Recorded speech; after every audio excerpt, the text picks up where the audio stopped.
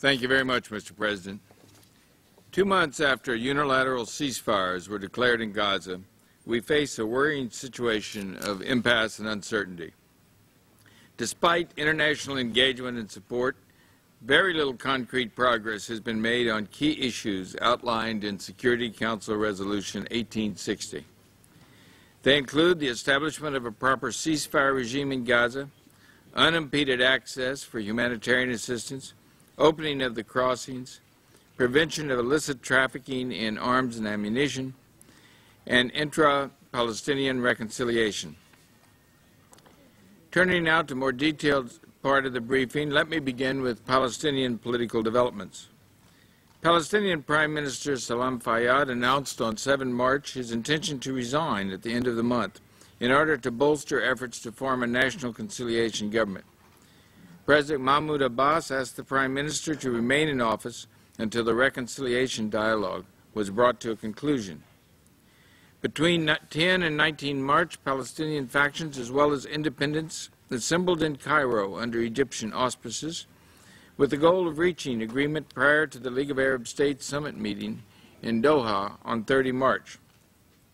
Egyptian officials report progress on certain aspects of the issues under discussion, namely the PLO, elections, government, security, and reconciliation. However, the talks adjourned without an agreement and are expected to reconvene on April 1. We reiterate our support for this process as called for in Resolution 1860. Egypt hosted an international conference on the Palestinian economy and Gaza reconstruction in Sharm el-Sheikh on 2 March. The Secretary General joined representatives from some 80 countries and multilateral organizations in responding to the Palestinian Authority's Gaza Early Recovery and Reconstruction Plan. Donors generously pledged some U.S. $4.5 billion for humanitarian and economic relief. As he outlined at the conference in Sharm el-Sheikh, Prime Minister Fayyad has initiated 3 large-scale interventions for Gaza's recovery process, aimed at rebuilding houses, agricultural development, and private sector recovery. The UN supports the Palestinian Authority's relief and recovery efforts and continues to implement projects under the Fleisch Appeal, while simultaneously trying to restart projects dormant for many months prior to the military operation due to the lack of material allowed in by Israel. Discussions continue on convening the ad hoc liaison committee in the near future. Key challenges to be addressed include the need for increased budget support for the Palestinian Authority, more clarity on how to channel the funds pledged in Sharm el-Sheikh for Gaza's recovery, and the need to address the overall framework for economic growth in the occupied Palestinian territory. However, the intolerable situation at Gaza's crossings remains the key impediment to bringing help and hope to the people of Gaza. From 15 February to 21 March, a total of 3,633 truckloads, a weekly average of 727, entered Gaza through the various crossing points from Israel along with Rafah. Roughly 85% of all imports consisted of foodstuffs and medical supplies, whereas construction materials, spare parts, and other industrial goods remained almost totally banned. While there has been an increase in the amount of goods getting into Gaza, and the Israeli cabinet announced on 22 March that foodstuffs from relevant sources would be allowed into Gaza without restriction, the quality and quantity of imports are insufficient compared to needs.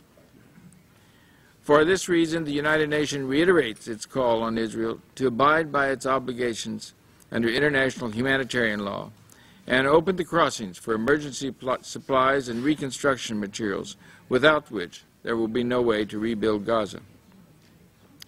The quantity of industrial fuel and cooking gas is also insufficient, as only about 70% and 25% respectively of the weekly needs enter Gaza. A total ban remains in place on the import of petrol and diesel, except for small quantities delivered to UNRWA.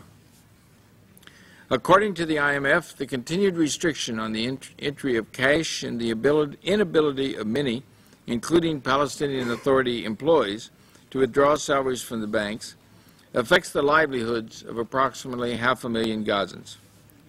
UNRWA and other international partners are unable to distribute cash assistance and settle payments for social hardship cases. We continue to be concerned that despite Egyptian efforts, no ceasefire regime is in place.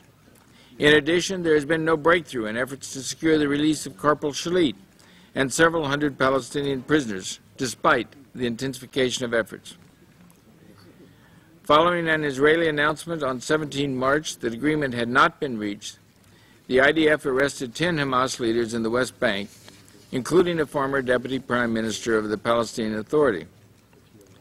The Israeli cabinet announced on 22 March its intentions to remove privileges not mandated by legal requirements or treaty obligations from Hamas and Islamic Jihad prisoners.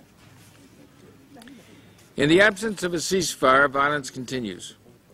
During the reporting period, more than 100 rockets and mortars have been fired into Israel from Gaza. These attacks, targeting civilian areas are irresponsible and must cease. In addition, there have been 12 Israeli airstrikes, killing 5 Palestinians and injuring 30. We call for an end to all acts of violence and for respect of international humanitarian law by all parties. 4 UN mine action teams continue working in Gaza to remove and deactivate unexploded ordnance.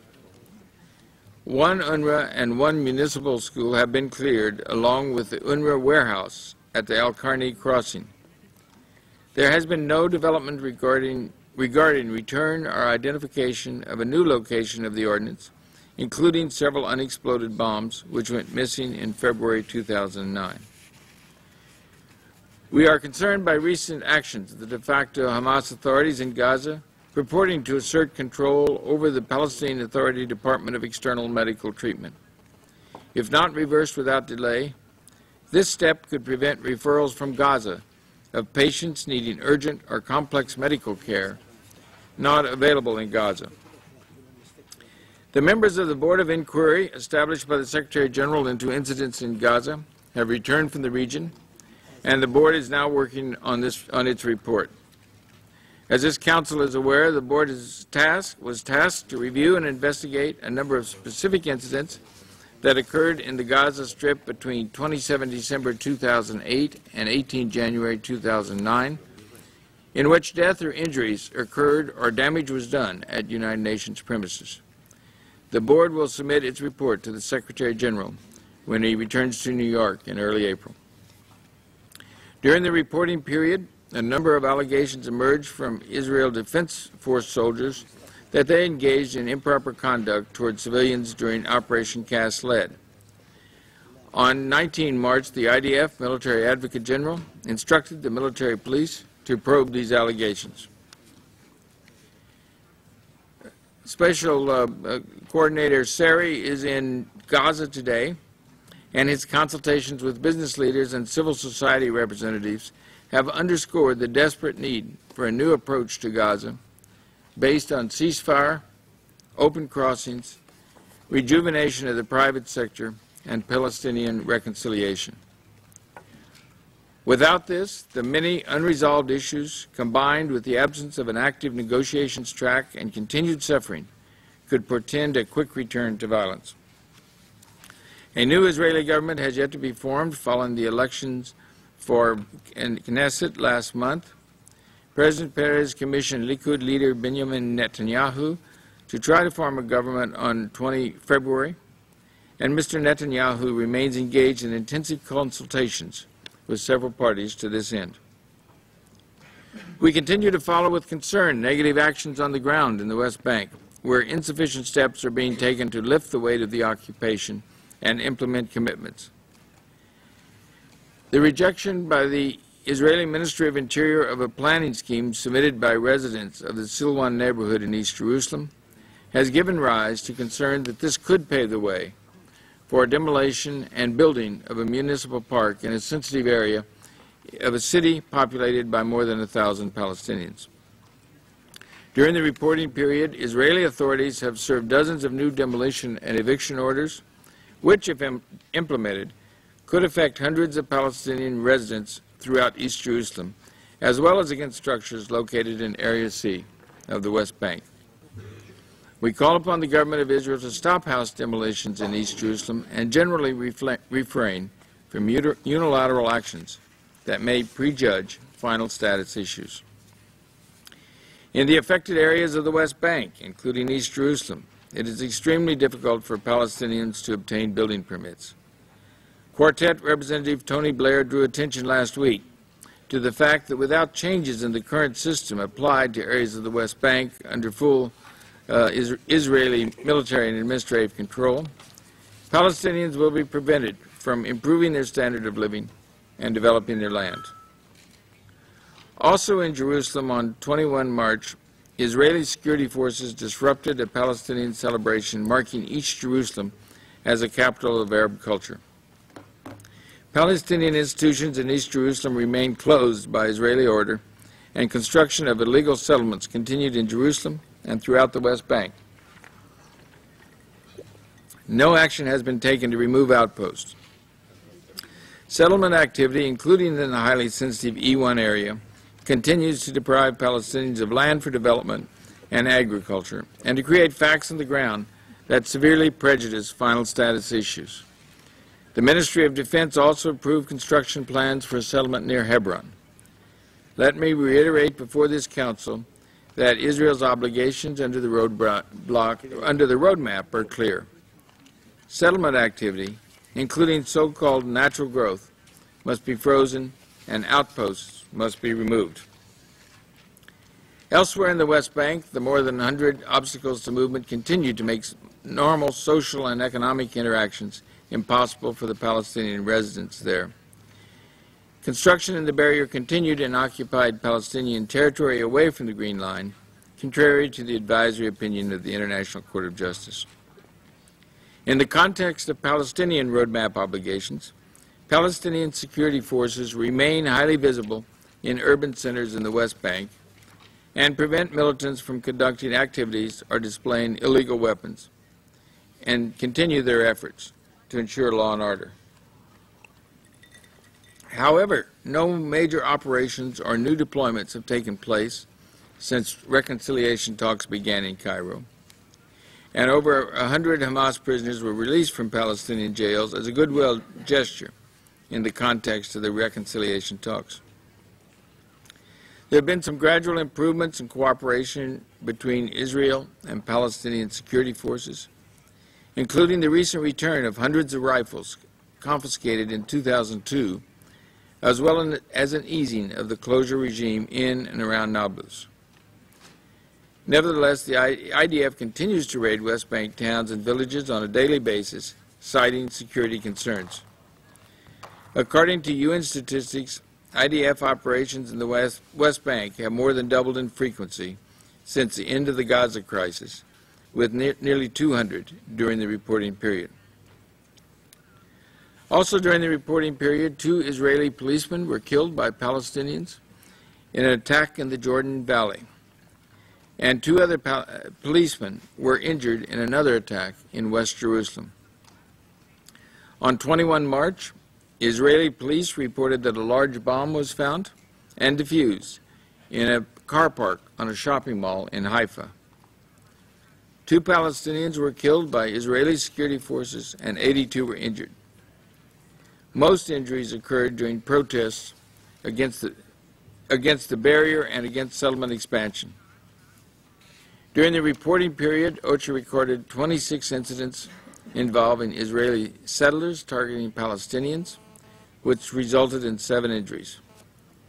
28 people were reportedly wounded in Israel on 24 March during clashes between police and demonstrators marching in the vicinity of the town of al-Fahm. The Secretary General looks forward to attending the summit of the League of Arab States on 30 March and offers his encouragement for Arab unity in support of Palestinian unity under President Abbas and the central importance of the Arab Peace Initiative. In this respect, we take note that Saudi Arabia hosted a meeting with Syria, Egypt, Kuwait in Riyadh on 11 March aimed at strengthening ties within the Arab world, and the participants agreed to support the Palestinian reconciliation process underway.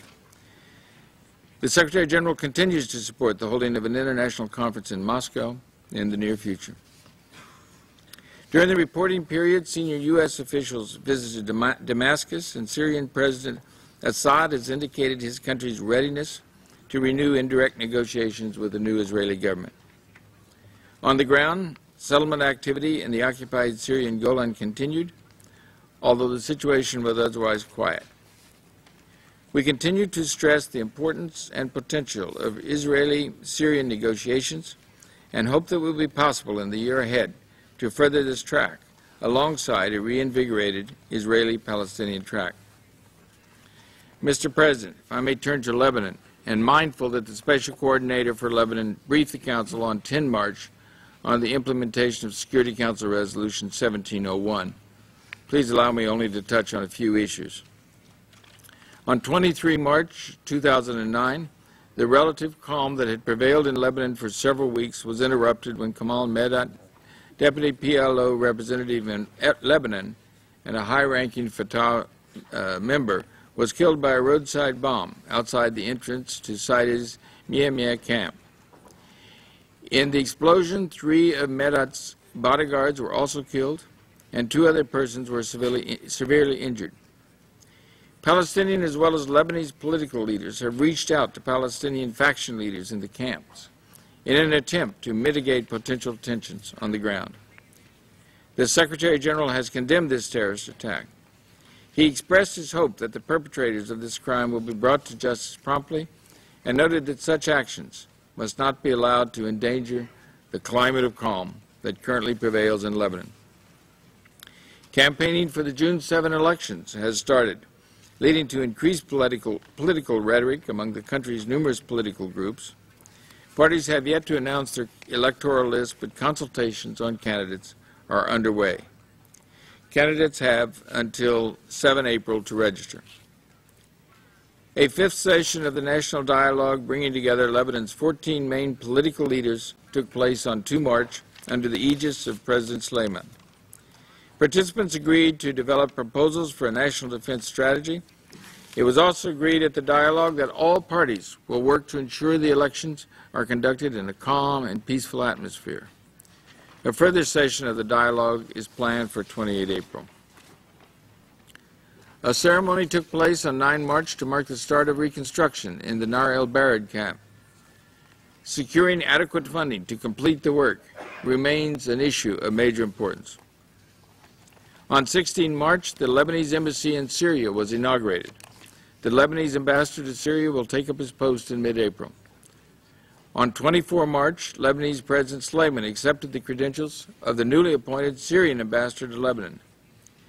These appointments come at a timely juncture and are welcome developments which fulfill one of the key provisions of Security Council Resolution 1680.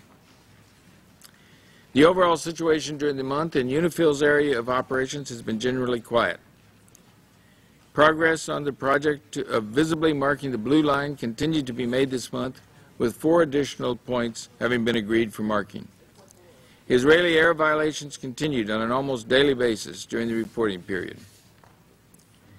Mr. President, it is important that the Quartet and the international community act with unity of purpose to help stabilize Gaza and reinvigorate the peace process. We need to have both Israeli and Palestinian governments that are clearly committed to the 2-state solution. We need a continuation of negotiations, the implementation of commitments on the ground, and a strategy for de-escalating tensions and addressing the urgent humanitarian needs in Gaza. Thank you very much, Mr. President.